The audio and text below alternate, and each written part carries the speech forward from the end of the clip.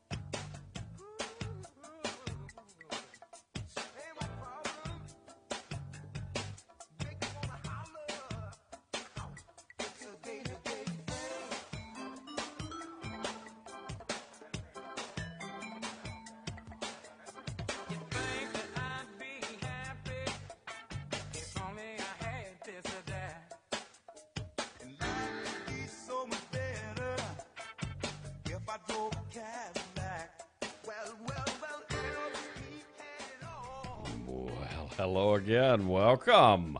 Welcome into another edition of Strategies for Living here on 101.7 FM and 710 KEEL. I'm marriage and family therapist David McMillan, and I'm just as excited as can be that down at the other end of the table, grinning like a chessy cat, is PLPC Carla McCormick. Hi, Dave. How you doing? This is like the best part of my day. Well, yeah, we both get excited to see our ace producer keeps us flying high, low, and in between. Rapid Ruben Wright. Good evening, everybody. How you doing? I'm doing great. He's always in a good mood. I don't understand it. I try to be. I do my best. He eats well. Is that a fat joke? Well, no. You cannot make those tonight because let me ask both of you something. Would you like to be able to eat whatever you want to eat and savor it, and when you're satisfied, you just stop? You don't overeat?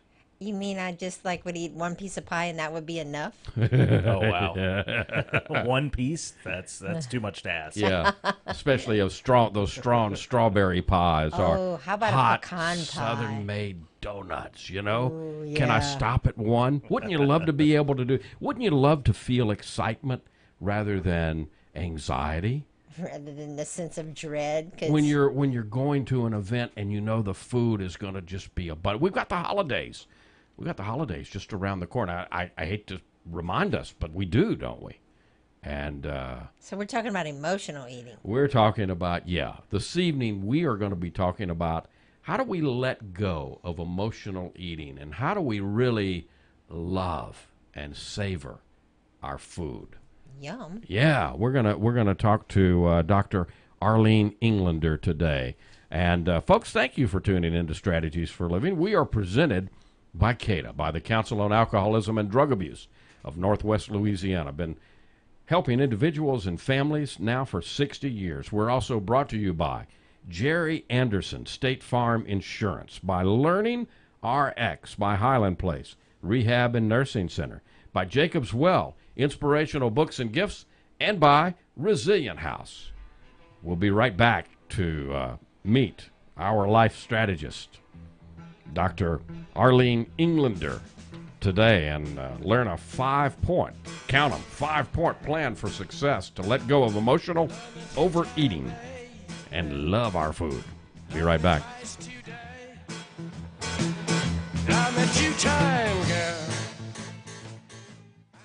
If we're talking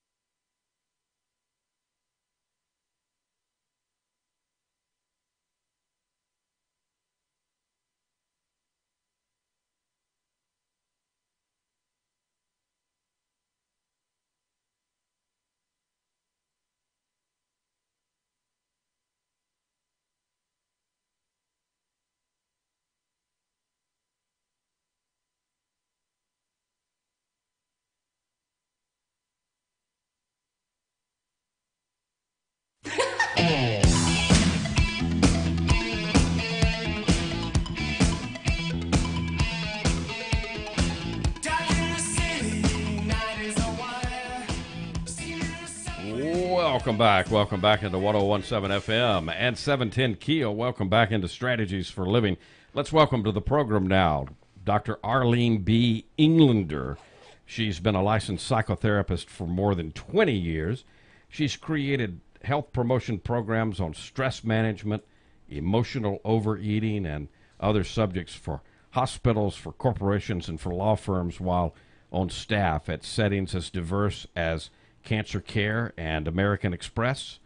Her Love Your Food seminars have been presented at organizations throughout her local community in South Florida, and currently in private practice in North Palm Beach. She specializes in helping emotional overeaters, an issue that she herself formerly faced. She is the author of a brand new book. We're talking about it this evening, Let Go of Emotional Overeating and Love Your Food. Dr. Arlene B. Englander. Dr. Englander, welcome. Welcome to Strategies. It is great to be here. And to begin with, you may call me Arlene, because while I am a licensed Columbia University trained psychotherapist, and I also do have an MBA, which I used during the years that I developed health promotion programs, I do not have a doctorate, but I do have the other 2 degrees, and as another relevant aspect of my life is the fact that I am myself a former emotional overeater. And that is the background that I do have. Yeah, you know, it's amazing, Arlene. 54% of we Americans clean our plates, and that's even when we're full. 39% of us eat whenever we see food. I think I fall into that category.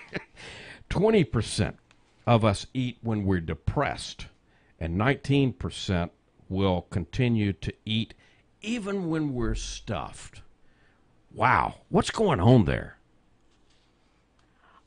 What's happening, unfortunately, is that many of us are not making the proper distinction between food and stress. And in fact, between eating and trying to avoid stress. And in fact, the way I define emotional overeating is that it is eating neither for enjoyment nor for the satisfaction of hunger, but eating in a desperate attempt to distract ourselves from painful thoughts and feelings. So that's different both quantitatively and qualitatively from healthy eating that is enjoyable and satisfies our hunger. Right, and we have to eat to live.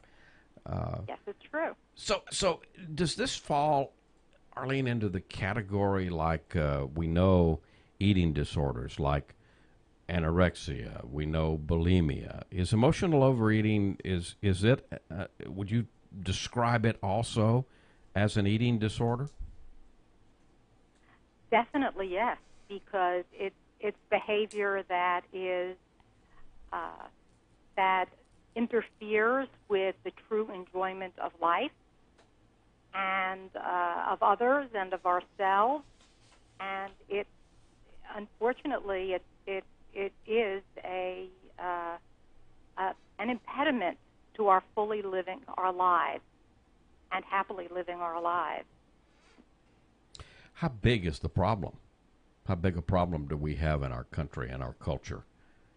There are no specific stats on emotional overeaters, of the percentage of emotional overeaters. However, what we do know is that 70% of American adults are either obese or overweight. So we have to assume that within that percentage, many of those people are emotionally overeating. Arlene, are all emotional eaters also binge eaters or overeaters? I mean, can you be an emotional eater and not be an overeater? Well, when you discuss emotional eating, it is true that there are some people who overly restrict. I myself, for a number of years into early adulthood, would either fast for a couple of days, would binge for a couple of days, and then would fast for a couple of days. That was sort of the model that I would follow. I would eat everything in sight, and then I would spend a couple of days. Another bad habit, smoking, which fortunately I was able to overcome in 6 or 7 years, but way back then, smoking, and then drinking coffee for a couple of days, or Diet Coke. So that, of course, is dysfunctional. And then later on, I yo-yo dieted, which many people in this country do. And that involved obsessing about everything I ate or didn't eat and my weight. So this food obsession can take a number of different forms.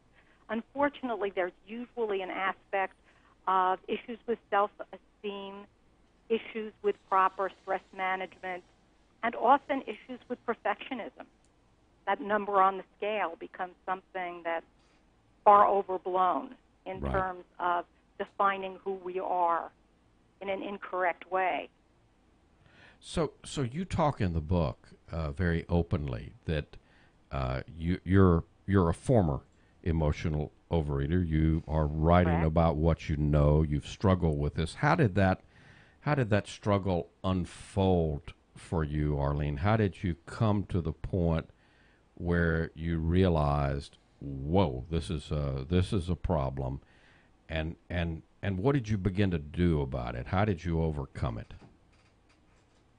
Well, ironically, I was already a Columbia University trained psychotherapist and working in the field before I came across something called mindful eating. And when I experienced that as a treatment in the treatment centers at which I was affiliated, I suddenly saw the light and realized that there was a new and a better way to eat. And very often we have to approach a level of awareness before we realize that, yes, in fact, we have an issue. I, in fact, went through an entire psychoanalysis, and the issue of how I ate never came up because neither of us were really, I wasn't aware it was an issue, and I never brought it up for examination. So awareness is so crucial for any kind of behavior change, whatever the substance or whatever the behavior might be. 54%, I mentioned this statistic in introducing, 54% of all of us, we clean our plates even if when we're full. So one of the things that you say is we've got to stop. We've got to learn and make the choice, make the decision to stop eating when we're full. What's going on there? What has gotten so out of sorts that over half of us will not stop when we're full and will continue till we clean the plate? Very often what's going on is we're carrying unresolved stress from our day with us to the table. We may not even be fully aware of that. It might be more on a preconscious level. But we're sitting down to eat, and we're eating rapidly. We're not even thinking about what we're eating. We're not really there in the moment. When we successfully resolve stress away from the table, then we're able to relax, sit down, savor our food, be there in the moment, gauge the degree to which we're hungry, to which we're full, even gauge how much we're truly enjoying our food, and learn how to stop just at the point of satisfaction plus a tad. These are skills that actually can be learned, but we have to be there in the moment and aware to be able to do this. But it is a skill that can be learned, and it's so enjoyable that it's really something that becomes self-motivating. We want to do it because it's more enjoyable than former behavior. I know one of the things that you talk about is one of the things that you address in the book is diets, and we'll talk about what you think about diets. But before break, I want to tell a little story. I don't know if you know this, Carla or Ruben or Arlene. I'm sure, obviously, you don't. But back many, many, many years ago, when I was general manager of one of the radio stations that are in this group, back in the day that I made my living in radio, one of my salespeople came in and said, "I've got this order. An advertiser wanted to spend a lot of money with us over the next month," and she said, "But I got a problem." And I said, "It's a $3,000 order. What the heck could be the problem?" Write that thing up. She said, "But you don't understand." She said, "This company wants one of our disc jockeys to be on this plan, and and then talk about their experience." And I said, "Well, that's no problem. Go back there and pick one of them out and tell them they're on the that I said they were on the plan, on the diet." And she said, "David," she said, "have you looked at our disc jockeys?" I leaned back in my chair, and I didn't think about it at the time, but every single one of our staff announcers looked like a telephone pole. Oh, they were. They were all thin as rails. And here's this $3,000 a month order, this which was we needed that business. So I said quickly, I didn't even think about it. I said, "Go ask them if they'll take a pleasingly plump general manager. I'll go on this program, and I I'll be happy to do their commercials. And back then I didn't do a lot of air work, but for $3,000, wasn't a question. Anyway, long story short, I go on the plan, right? I lose 25 pounds. Wow. I lost 25 pounds, but I didn't stay on the program.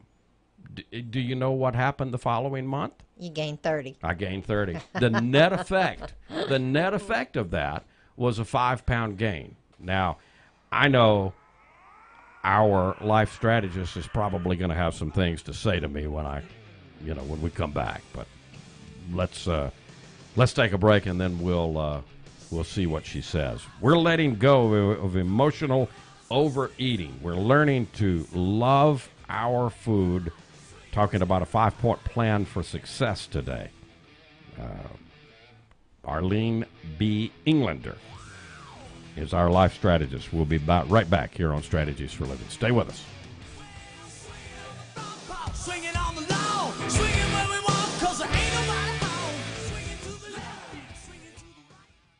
Addiction takes a toll.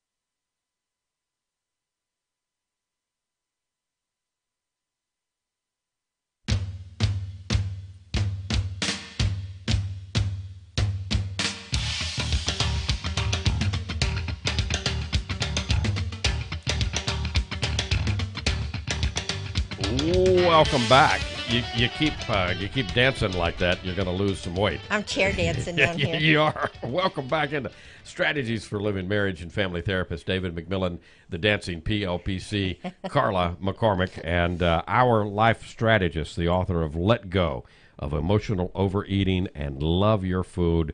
She is Arlene B. Englander. And so the questions then become, are you doing what's best for yourself? And are you a light eater? So if you can remember those two questions, you've kind of got a lot of information in those questions, don't you, Arlene? Yes, you do. And perhaps it's due to the fact that one of my degrees is an MBA. I am fond of mnemonic devices like acronyms. I find they're rather easy ways of remembering things we need to remember. And everything I suggest in my book and in my work, I try to make as easy to remember, easy to do, and as much fun as possible. So that sets it apart from a lot of other books that recommend hundreds of tips that are very difficult to follow because we can't remember them, for one thing, after we've read the book. Right. The two questions, which I call a 1-minute monitor, are: have I done what's best for myself? And the acronym there is SELF. Or have I handled stress well today? Have I exercised? Have I loved my food, which refers to mindful eating? And have I filled up on fluids and healthy foods first? The am I a light eater has to do with whether or not we've eaten most of our food during the day while we're active, busy, exercising, and such, and then tapered off in the evening, because evening can be a very challenging time for emotional overeaters. So most of us, though, will be pulled in as the story that, the illustration. And I, quite honestly, I had never been on any kind of quote-unquote diet before. I hear you. In that story that I told, I guess that was I could thank the situation and the sponsor. I mean, it worked. I mean, I lost 25 pounds, but the next month I gained. Carla hit the nail on the head. I gained 30. I mean, that was just a guess. But I know it was a great guess. It's exactly what happened, and it's like I couldn't believe it. And so that was a real lesson for me. But why, Arlene, are we all so?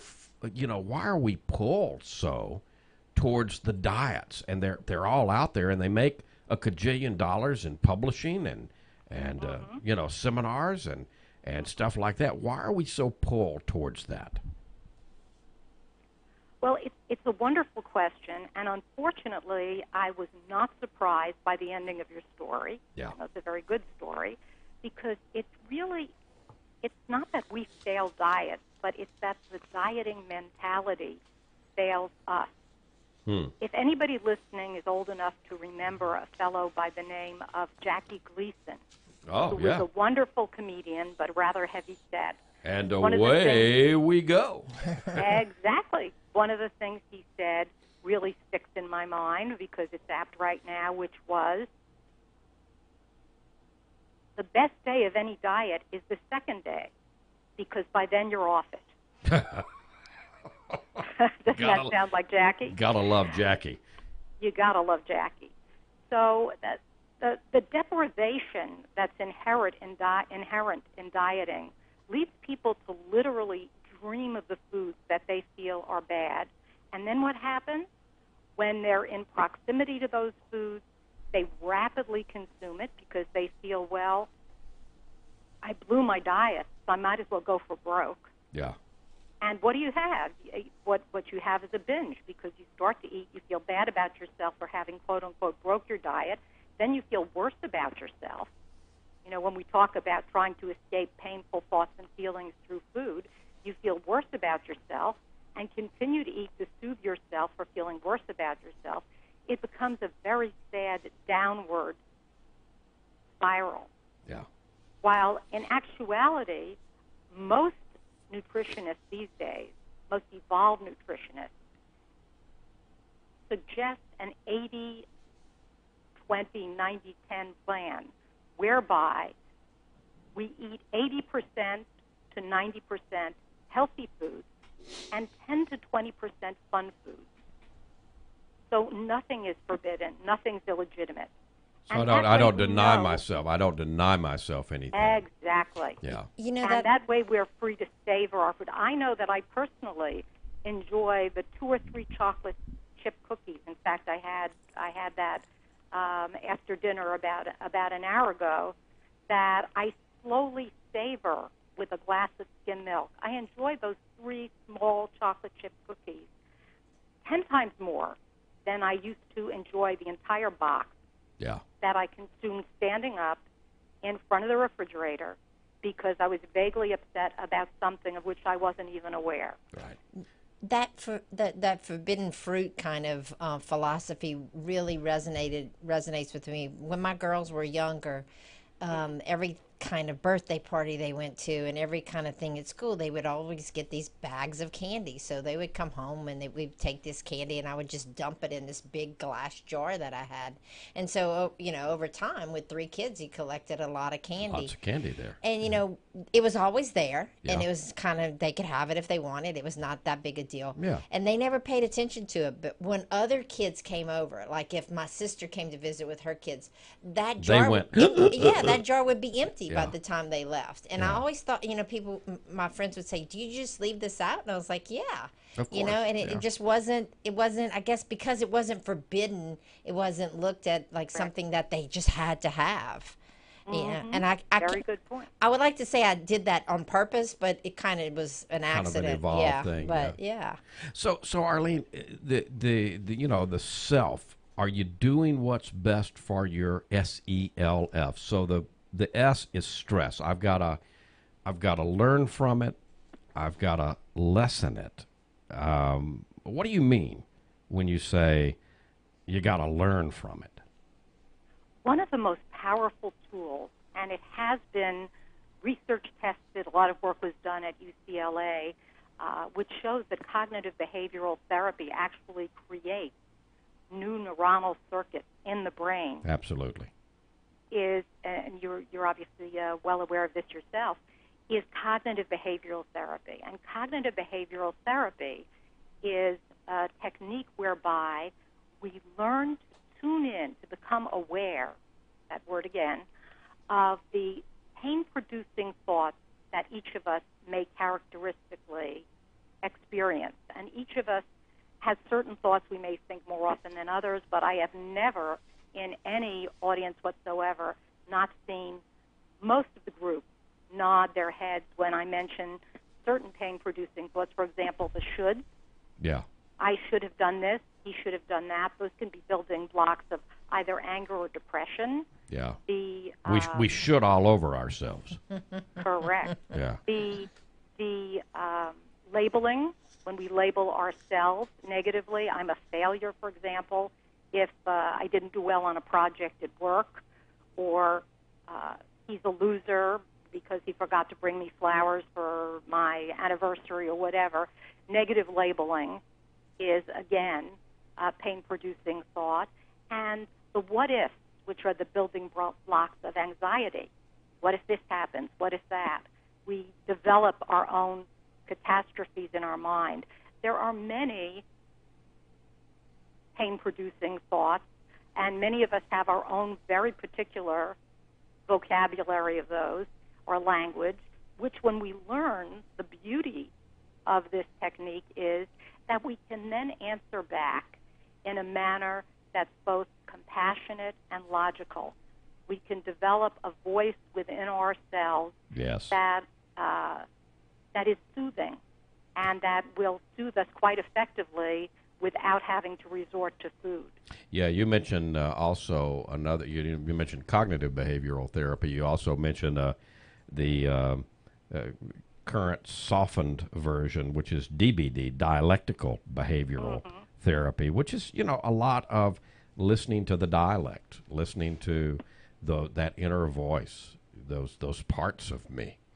Well, the compassionate aspect is that we listen without judging. Yes. And that's why I'd rather use the term, some people use the term cognitive distortions, which sounds to me a little bit harsh. That's why I prefer to say pain-producing thoughts, because when we realize that these thoughts are causing us pain, and when we spot them without being judgmental, without blaming ourselves for blaming ourselves, for example, which obviously becomes a self-fulfilling prophecy and a downward spiral. When we just say, hey, there I go again. I'm on to myself now with a chuckle. Yeah. It's so much easier to move forward. Yeah. Now, SELF, the E, you say exercise. One of the things that Carla and I talk a lot about on this program is the power of choice, the power of making decisions for ourselves. Yes. And so you say the E, that's exercise, and you've got to make a choice. You've got to learn to love it. Or at least just not hate it. Yes, that's an improvement as well. That's true.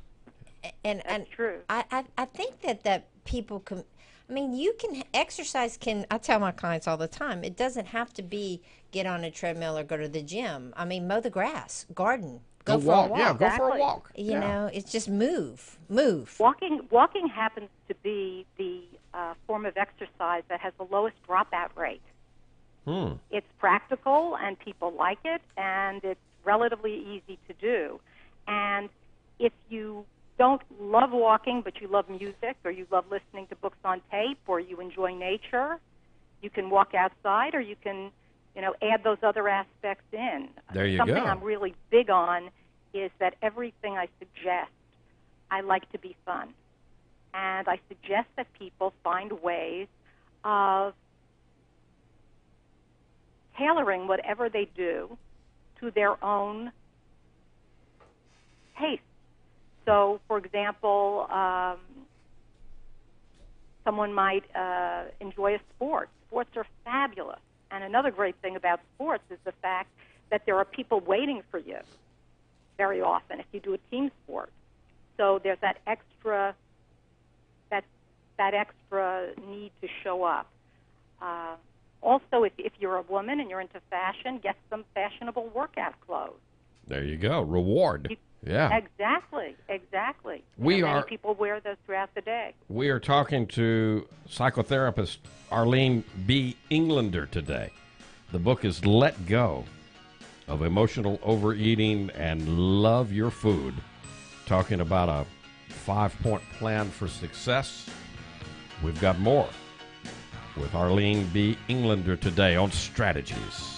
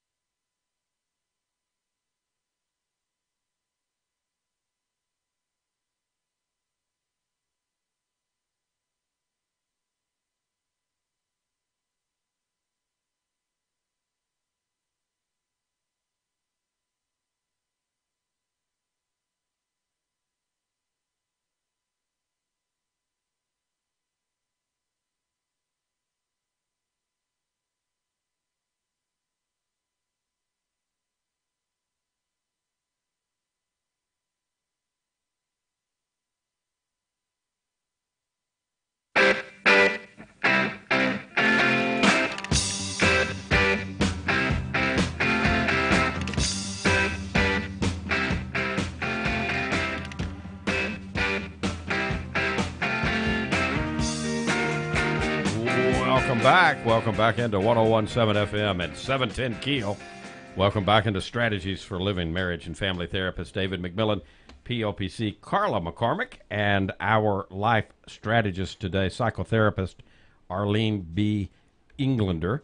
And she is the author of a new book. You'll find it at your favorite bookseller wherever you buy books. It's Let Go of Emotional Overeating and Love Your Food. And 5-point plan for success. We are asking the question, how well are you taking care of yourself? SELF. And so that L is point 3. Arlene, we got to love our food. So you give us some hands-on techniques for doing that in the book. You have a favorite one of these techniques? Well, probably the most important technique is tuning out the stress of the day as we sit down and relax. And by allowing ourselves to truly enjoy and savor everything around us, our environment, even the company at the table, the scenery as we look outside the window, the food itself, allowing ourselves to truly experience the taste, the texture, the scent, and be there in the moment. That's the first 2 or 3 important steps of what this is all about. It's a shift from the stressful, harried pace of our day to relaxing and enjoying the moment. And ideally, the more we practice that, the more we're able to carry some of that over throughout our day as well. So how well am I taking care of myself? SELF. The F is fluids and healthy foods. I'm learning. I'm making a decision. I'm making a choice. I'm learning to love those. What do you mean? Given the fact that, as we mentioned before, most nutritionists these days, most evolved nutritionists, do suggest 80 or 90% healthy foods and 10 to 20% fun foods, all foods become legitimized. And the beauty of that is that when we feel we can, on occasion, have whatever little fun treat we like, then we're freed up to truly savor a wide assortment of wonderful, delicious foods we may not have even tried before. Mangoes, papayas. There's one restaurant, I don't really care for string beans all that much, but there's one restaurant not far from me that does an amazing job of garlic-coated string beans that I practically want to eat as a main course. And we're able to develop wonderful new tastes for food, fruits, vegetables, and all sorts of wonderful and healthy foods when we no longer feel that other foods are forbidden. So, again, we're making choices, we're making decisions. SELF. Am I really taking care of myself? Do most of us not get enough fluid, not get enough, especially enough clean water? More and more people are becoming better hydrated as time goes on, but many of us, especially those of us who live in the South, could probably do better. So it's a great idea to drink as much water as we feel comfortable drinking throughout the day. Another good reason to do this, aside from the many health benefits afforded by being well hydrated, is the fact that a number of research studies have shown that people very often mistake thirst for hunger. So it's very possible to overeat when we're not aware of the fact that, in fact, we were thirsty after all. So to help clarify the two, being well hydrated, having a glass of water before a meal or with a meal, is a very healthy habit. The other question you ask, besides how are you taking care of your SELF, is are you a light eater? Especially, I guess, in the evening, huh? This is true. And by are you a light eater? And again, there's a pun involved. I try to make the book as fun as possible, and I do tell some funny anecdotes as well as some clinical brief case studies as well. But this comes from a quip that I remember hearing a long time ago from a comedian who said, "I'm a light eater. Whenever it gets light, I start to eat." And in a way, there's something healthy in that because of the fact that if we eat during the day, if we get up early and exercise and we're active throughout the day, and we eat throughout the day, however, in a light manner, and then taper it off in the evening, we're usually in much better shape in terms of staying healthy and fit. Unfortunately, many people come home in the evening to many hours of unstructured time, and that can be dangerous to anyone who has issues with any kind of substance-related activity at all. And the main question on their mind is, what am I going to eat tonight, and what screens am I going to watch?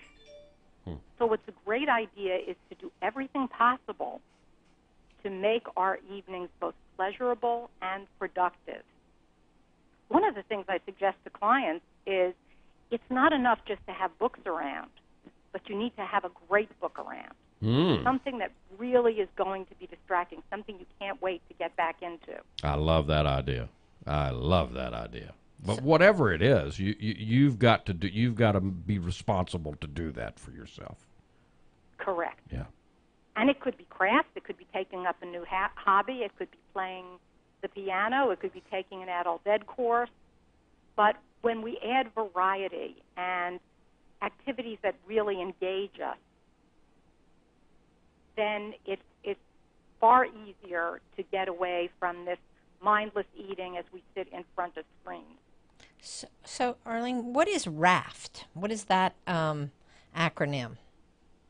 That would take a very long time to discuss, but it does have to do with mindful eating. And it's whenever possible, I like to use mnemonic devices and I like to use acronyms because of the fact that so many books give us hundreds of pointers, but we just can't figure out or remember what to do. So I use throughout the book a number of acronyms and a variety of ways, including humor, to help people remember what I suggest and to help to make it as much fun as possible as well. So you got to go by the book, Carla. She's not going to tell. You're not going to know. You've got to go get the book. I'm picking on you. But I mean, the point that I really want to make is there's a lot of, pardon the pun here, there's a lot of meat in this book. There's a tremendous amount of information. 172 short pages. Yeah. Which again I tried to do to make it easy to read and user friendly. But it's packed full of information like you're talking about. And the mnemonic devices, I love those. I mean, because, again, it makes it so easy to, remember. The book is Let Go of Emotional Overeating and Love Your Food. And Ruben is sprinkling some green onions in here, if I'm not mistaken. We'll be back.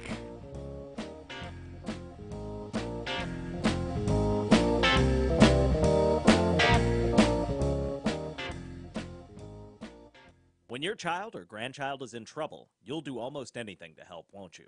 But who do you turn to? Where?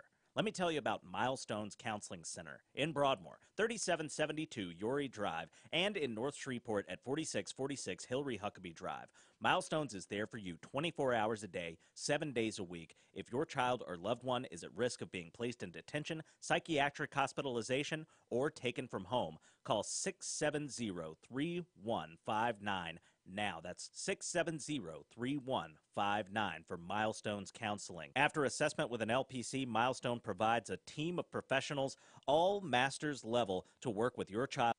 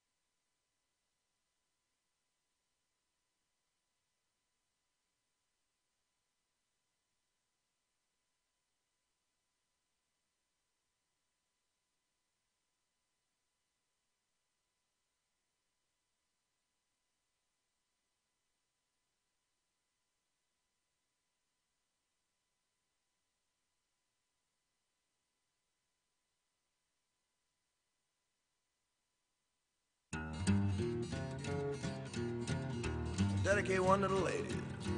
Summertime sip, babe, need something to keep you cool. Now summertime sip, babe, need something to keep you cool. Better look out now, though, date's got something for you. Tell you what it is.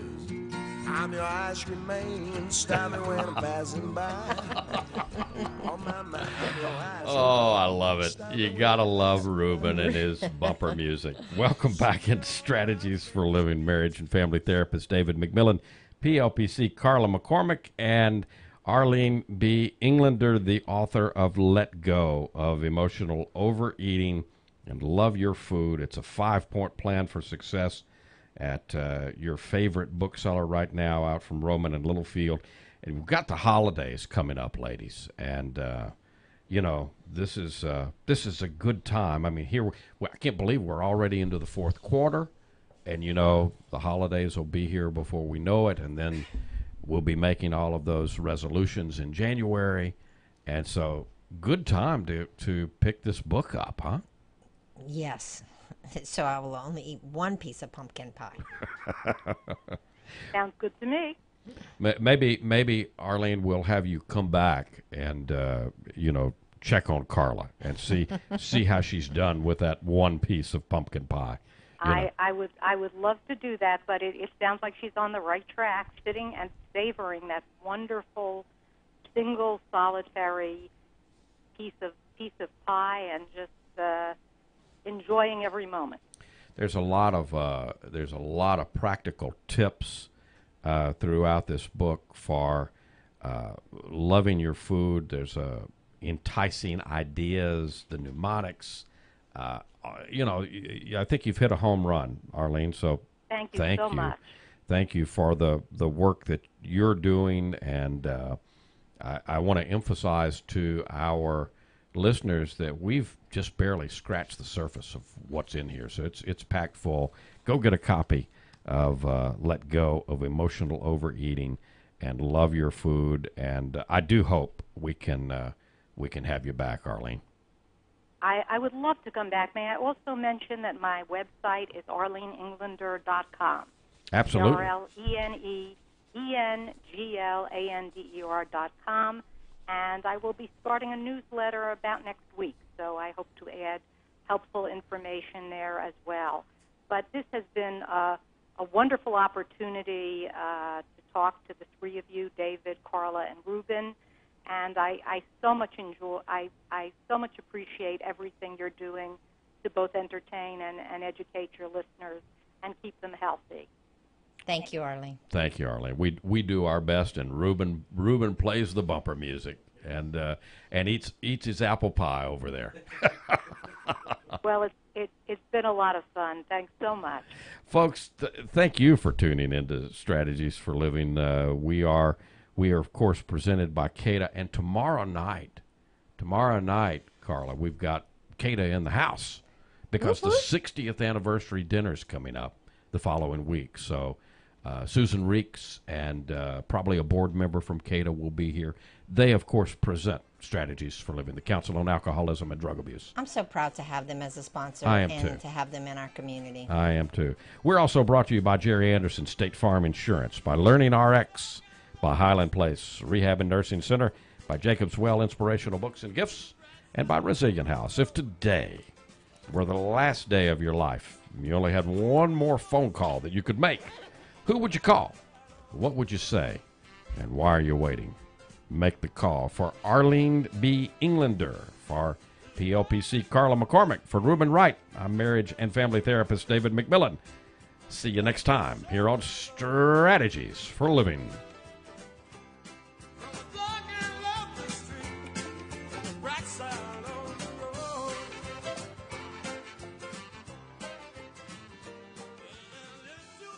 Breaking news and trending talk. This is 101.7 FM and 710 KEEL.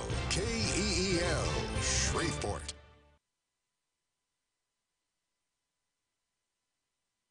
Lisa Lacera, Fox News. A letter to President Trump thought to contain rice and intercepted at a